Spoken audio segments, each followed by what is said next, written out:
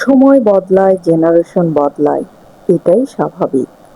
নতুন প্রজন্ম অনেক বেশি স্মার্ট, ফাস্ট আর টেকনোলজি ড্রাইভেন। কিন্তু দ্রুত এগিয়ে যাওয়ার এই সময়ে এডুকেশনের বাইরেও অনেক কিছু আমরা শর্টকাটে শিখতে চাইছি। আর কোথাও যেন সম্মান, ধৈর্য আর সহনশীলতার জায়গা ছোট হয়ে যাচ্ছে। একসময় মতের অমিল হলে যুক্তিতর্ক হতো, কথা দিয়ে বোঝার ও বোঝানোর চেষ্টা থাকতো। এখন অনেক ক্ষেত্রে যুক্তির আগেই আসে কটু কথা, গালি, কখনো আবার হাতাহাতিও যেন তর্কের ভাষা হয়ে দাঁড়ায়।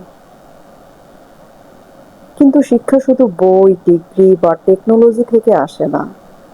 ভিন্ন মতকে সম্মান করা, ধৈর্য ধরে শোনা আর রাগের মধ্যেও নিজের আচরণ ঠিক রাখাও শিক্ষার অংশ।